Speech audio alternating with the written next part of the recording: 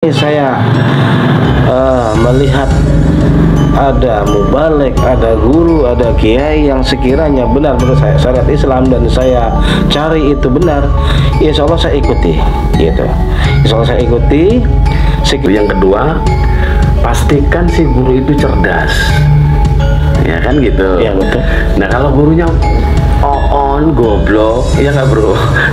Ya gimana mau ngajarin muridnya supaya cerdas, ya kan? Supaya tahu, supaya paham. Ya guru aja jelasinnya cuma ngertiin apa yang ada di huruf itu kan begitu.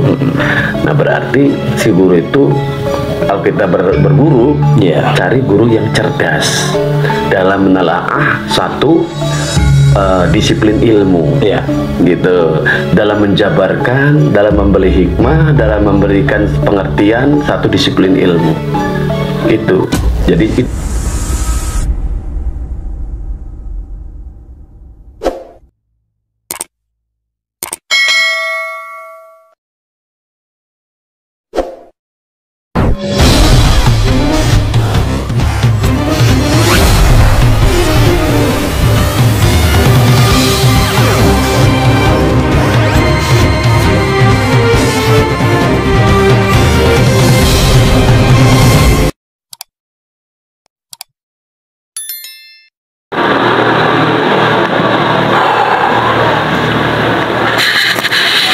Assalamualaikum warahmatullahi wabarakatuh. Waalaikumsalam warahmatullahi wabarakatuh.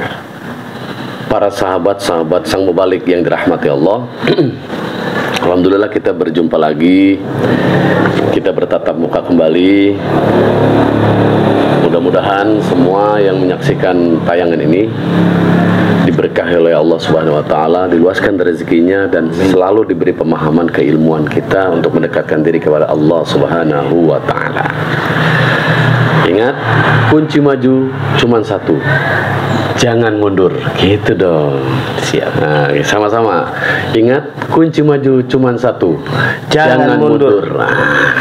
Nah, para sahabat-sahabat, hari ini saya bersilaturahim, sedang bersilaturahim. Memang sudah lama juga nggak ketemu.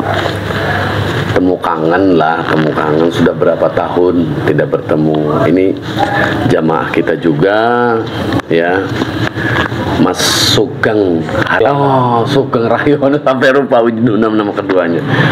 Mas Sugeng Rahyono.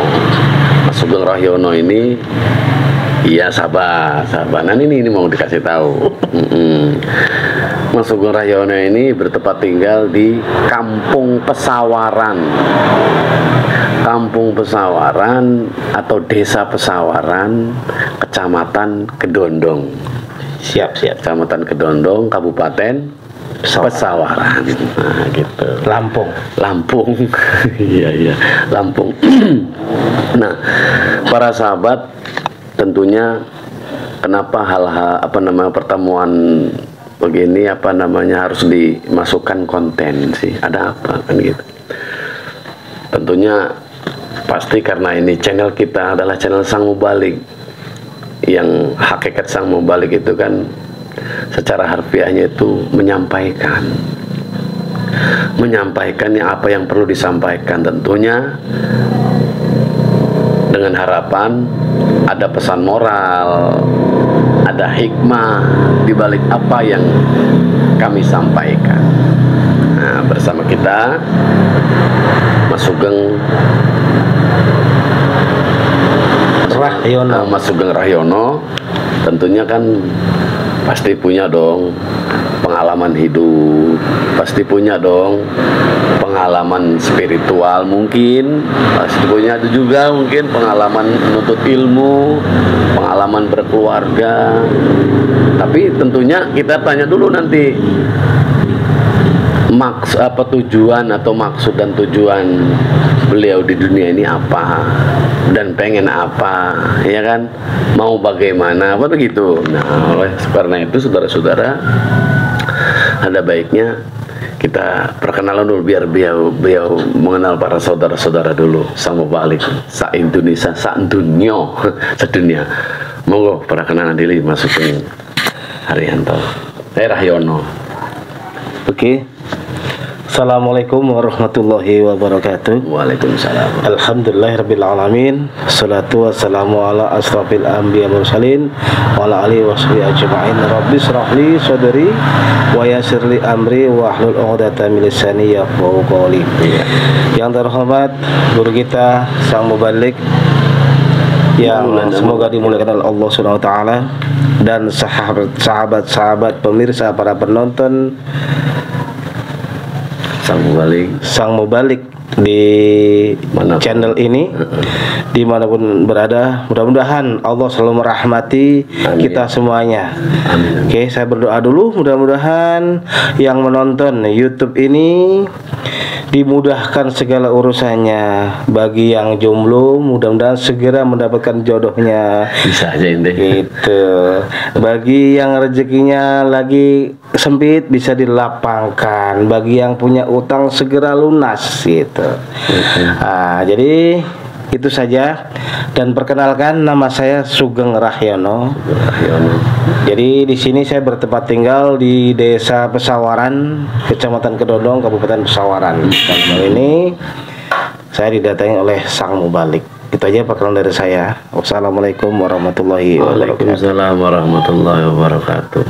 Ada tamu saya. Saya tanya, Pak monggo. Nah, kalau begitu begini, itu Mas Sugeng berapa saudara? Saya satu keluarga ada 8 saudara. 8 saudara. Ya. Mas Sugeng anak keberapa? Saya anak kamera aja, ngeliatnya ke kamera gitu dong. Oke. Sadar kamera kita Saya ya. adalah anak yang ke-8. Oh, anak yang ke-8 dari 8 saudara. Dari 8. Bungsu dong berarti. Iya. Oh, Begitulah ceritanya. Iya. Bungsu, iya. Terus lahir tahun berapa, Mas? Kalau saya lahir itu tahun 1972. 1972. Ya, 72. Apa sih tujuan hidup Mas Sugeng itu apa? Tujuan hidup, ya ini pertanyaan yang ya agak gimana gitu. Jadi nggak apa-apa ya, sepemahaman kita aja nggak apa-apa. ya intinya tujuan itu konteksnya kita dilahirkan hidup di alam dunia ini kan. Ya mungkin kalau kata para guru-guru, para kiai itu kan, manusia hidup itu kan dilahirkan untuk beribadah kepada Allah. Jadi ya tujuannya itu selain kita beribadah, ya mencari agar supaya kita kuat ibadahnya, berarti kan harus mencari untuk fisik kita biar kuat. Contohnya ya mencari asupan untuk makan gitu. Gitu intinya seperti itu. Kalau asupan untuk makan, berarti makan itu untuk hidup, apa hidup untuk makan? Kalau hidup itu kan untuk ibadah. Kalau makan itu untuk hidup, kemudian hidup itu untuk ibadah. Oh gitu. Mungkin kalau nggak salah seperti itu Pak Kiai gitu. Jadi makan itu untuk hidup. Iya. Nah gitu maksudnya. Bukan hidup untuk makan ya. Bukan. Makan untuk hidup supaya kuat beribadah. Itu poinnya kan gitu. Oke, siap. Nah, Mas Sugeng kan pasti udah punya keluarga dong. Iya. Nah, alhamdulillah sudah punya anak istri, ya kan gitu. Menurut Mas Sugeng, Islam yang Mas Sugeng pahami dalam beribadah itu seperti apa sih yang membuat Mas Sugeng tenang, sepengetahuan Mas Sugeng itu? Untuk ketenangan itu ibadahnya seperti apa sih gitu loh? Yang Mas Sugeng tahu ya, jangan paksakan diri Mas Sugeng. Nggak apa. Oke, ini pertanyaan yang agak angel ya. Jadi kalau untuk angel, biasa wae kok angel ya nggak? Oh, biasa aja gitu ya. Oke, siap kalau biasa. Oke. Untuk ketenangan hidup, kalau kata saya itu kalau kita benar-benar ini pengalaman saya, tapi nggak tahu kalau pengalaman, mungkin kalau pengalaman saya bilanglah salah gitu, kalau memang salah ya bilanglah salah gitu kan. Iya. Pengalaman saya kalau ketika saya tenang ya, untuk duniawi, kalau kita sudah bisa mencukupi kebutuhan asupan untuk diri dan untuk keluarga, walaupun itu tidak mewah, yang penting ada, cukup, itu bisa tenang. Itu gitu untuk, ya. untuk kehidupan. Sebenarnya saya punya istri, punya anak. Sekiranya saya sudah bisa mencukupi mereka, itu udah tenang. Udah tenang gitu ya. Kalau bisa mencukupi gitu kan. Oh gitu.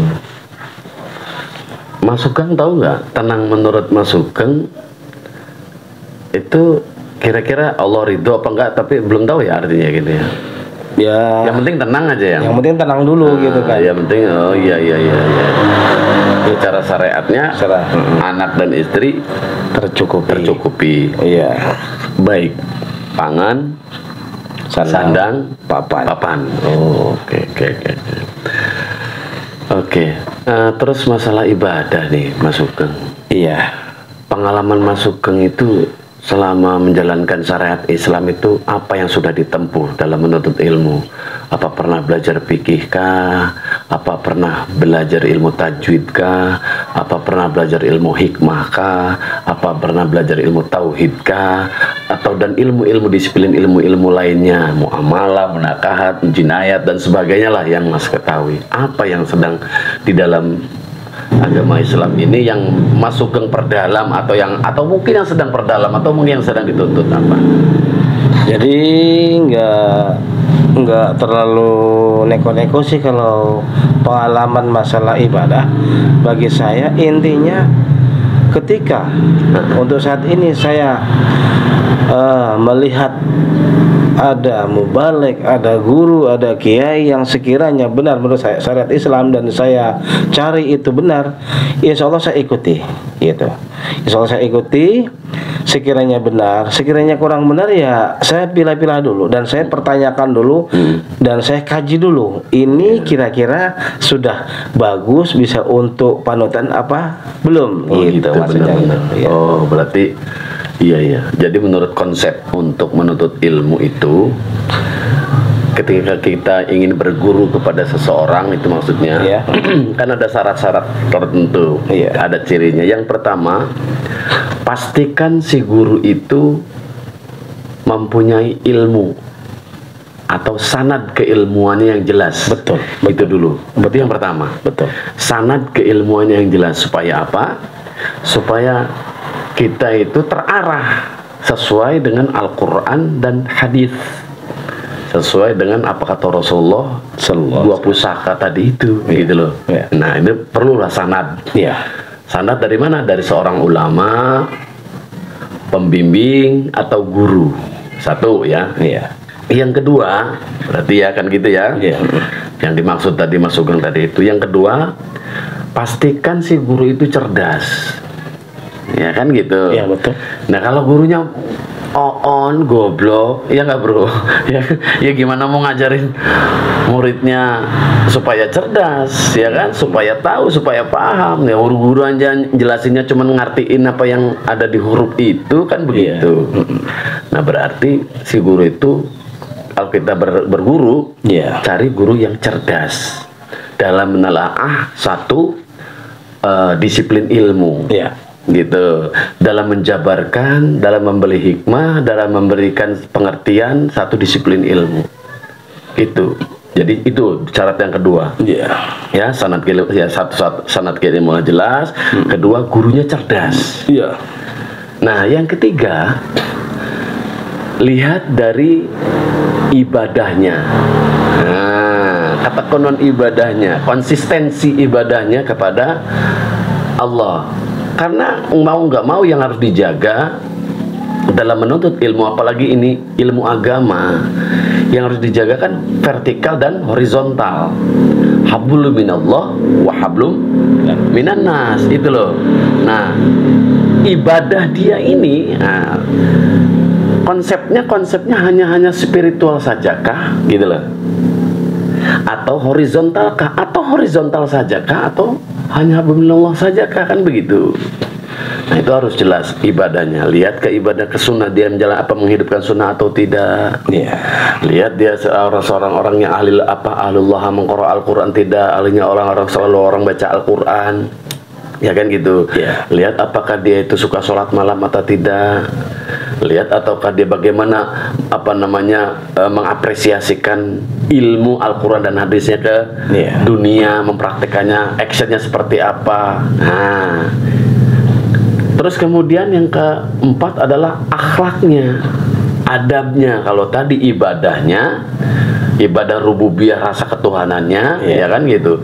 Yang kedua adab atau akhlaknya, guru terhadap murid, guru terhadap guru, guru terhadap orang tua, guru terhadap keilmuannya, guru terhadap Allahnya seperti apa. Nah, itu penting masalahnya, karena dia akan membawa si santri, akan membawa si murid untuk dekat diri kepada Allah, cerdas.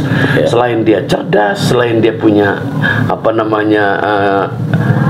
ketaatan ibadah yang bagus, ya kan, akhlaknya juga yang bagus, karena akhlak itu kan di atas ilmu. Dia tahu akhlak dari ilmu, tapi ketika dia mengamalkan ibadah itu lewat akhlakul karimah, akhlak yang baik atau adab yang baik, attitude yang baik, maka itu akan memancarkan cahaya. Nah itu saudara-saudaraku sekalian. Terus yang kelima adalah lihat ketauhidannya. Tuh, ibadah belum tentu tauhid, gitu loh. Tapi kalau ketauhidannya bagus, keimanannya bagus, nah itu syarat mutlak seorang guru. Jangan jauhi dia, gitu ya. Nah itu yang dimaksud Mas Sugeng tadi itu, saudara-saudaraku sekalian. Nah sekarang saya mau nanya sih sama Mas Sugeng. Nah terus ada nggak selama dalam perjalanan hidup, boleh dong tahu ya perjalanan hidup apa sih, gimana sih histori atau perjalanan hidup Mas Sugeng dari mau SMA, terus apa kok itu bisa tahu ini ujian dari Allah. Menurut pengetahuan Mas Sugeng seperti apa coba, mulai dari perjalanan historinya, monggo diulangi lagi. Kalau boleh tahu, ada nggak perjalanan spiritual atau perjalanan hidup berkeluarga atau hidup menjalani kehidupan di muka bumi ini, ya kan? Sebab notabene-nya kita kan akan kembali ke akhirat tuh, ya kan?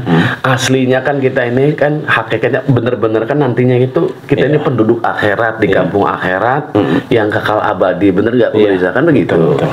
Nah, saya mau nanya perjalanan hidup Mas Sugeng itu apa sih? Perjalanan itu yang di dalam perjalanan itu ada hadirnya Allah atau tidak, atau ada atau tidak, gitu loh. Nah di dalam Mas Sugeng menjalani kehidupan di muka bumi ini. Nah coba silakan dulu tuh. Gitu ya. Jadi begini, kalau tadi ada pertanyaan gimana proses perjalanan saya, mungkin dari lulus dari SLTA sampai mungkin ya sekarang ilah mungkin lah gitu kan. Kalau namanya perjalanan pasti ada, dan kemudian memang pengalaman hidup juga pasti ada. Cuman mungkin kalau dijabarkan semua nggak cukup dalam waktu hal yang ini, tapi kan kita ambil singkat-singkat dan poin-poinnya yang saya ingat saja. Poin-poinnya Pak, garis besar. Ya, masalahnya kan ada sebuah pepatah, ya kita jauh memandang banyak dilihat, lama hidup banyak dirasa. Apa nah, ini ilmunya. Jauh memandang banyak dilihat. Iya. Terus lama hidup banyak dirasa. Lama hidup banyak dirasa.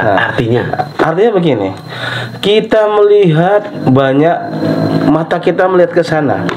Berarti kan itu yang dilihat banyak. Itu ada, contohnya itu ada api, ada angin. Bukan angin bisa dilihat, angin bisa dirasakan, gitu kan. Nah itu ibaratnya seperti itu. Ibaratnya kalau secara apa ya, hukum, ada itu yang kemungkaran, ada mungkin yang ma'ruf gitu kan, yang baik dan yang kurang baik, itu yang dirasakan sama kita. Yang kita lihat itu seumpamanya kita lihat itu layak enggak kita jalani untuk kehidupan itu kan, masih seperti itu. Nah, kalau masalah pengalaman masalah kehidupan, jelas itu ada enaknya dan ada tidak enaknya gitu, ibaratnya seperti itu. Kalau enaknya mungkin kita berjalan mulus tidak tersandung, ibaratnya seperti itu. Kalau tidak enaknya kita tersandung, jatuh blek, nah mungkin bangun lagi, jalan lagi, kesandung lagi, seperti itu pengalaman hidup. Ya, cobaan-cobaan di dalam keluarga itu pasti ada gitu. Gitu. Jadi cobaan demi cobaan, tapi kita kembalikan lagi ya. Dari kita dicoba enak dan tidak enak, ya mungkin kembalinya wa ilaihi turja'un. Jadi kembali kepada Allah. Jadi kalau kita konsepnya hidup rumah tangga, kalau intinya cuma dunia aja, mungkin kalau kata saya mungkin ya, kalau mungkin salah ya mungkin bisa dikatakan salah. Kalau kata saya ya, kalau kita keluarga hanya memikirkan dunia saja,